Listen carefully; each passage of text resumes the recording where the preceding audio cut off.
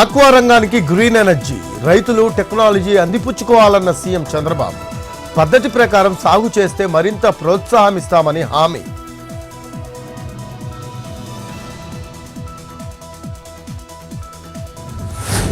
Cyber నేరాలతో సమాజానికి ముప్పు.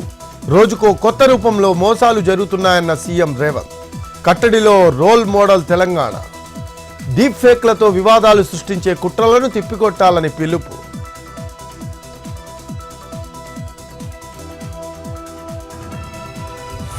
Satyavardhan kidnap కుట్ర బహిర్గతం. వంశీ కారులోనే తీసుకువెళ్లారన్న కొల్లు రవీంద్ర. బాధితుడిని లిఫ్ట్లో తీసుకువెళ్లిన వీడియో విడుదల.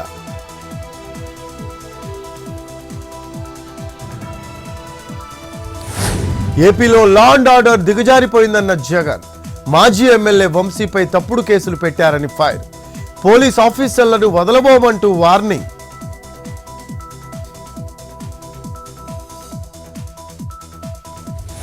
గోదావరి జలాల తరలింపునకు 6,000 కోట్లు ఇవ్వండి. మేడిగడ్డపై డ్యామ్ సేఫ్టీ అథారిటీ నివేదిక కోరిన ఉత్తమ్.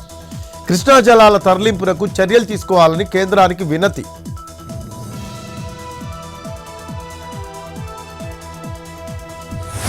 తెలంగాణలో మంచినీటి స్థిరీకరణకు 16,000 కోట్లు ఇవ్వాలి.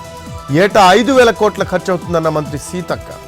మిషన్ భగీరథతో సుదూర ప్రాంతాలకు నీరు అందిస్తున్నామని వెల్లడి.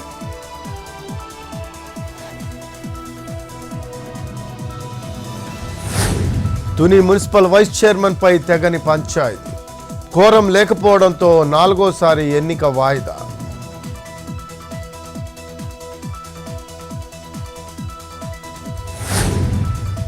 కలెక్టర్లతో ప్రభుత్వ ప్రధాన కార్యదర్శి శాంతికుమారి వీడియో కాన్ఫరెన్స్.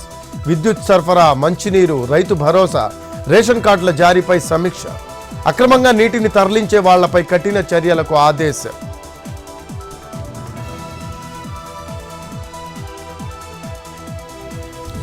దళితుడి హత్య కేసులో 17 మందికి జీవిత ఖైదు.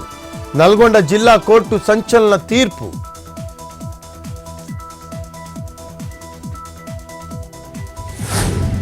ఢిల్లీ సీఎంపై ఇవాళ రానున్న స్పష్టత. రేపు ప్రమాణ స్వీకారం.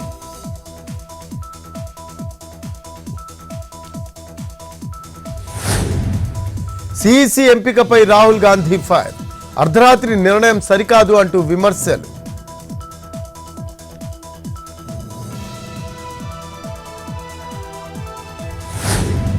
బంగ్లాదేశీయులతో నాకు సంబంధం ఉందని నిరూపిస్తే రాజీనామా. బెంగాల్ సీఎం మమతా బెనర్జీ సవాల్.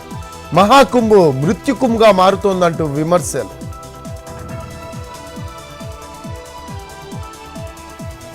భక్తులతో కిటకిటలాడుతున్న ప్రయాగ్రాజ్ త్రివేణి సంగమం. మహాకుంభమేళాలో ఇప్పటి వరకు 55 కోట్ల మంది పుణ్యస్నానాలు. ఫిబ్రవరి 26 నాటికి 60 కోట్లు దాటుతుందని అధికారుల అంచనా.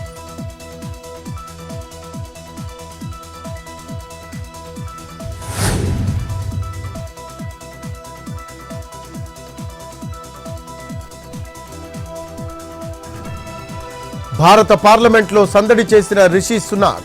కుటుంబ సభ్యులతో కలిసి విచ్చేసిన బ్రిటన్ మాజీ ప్రధాని.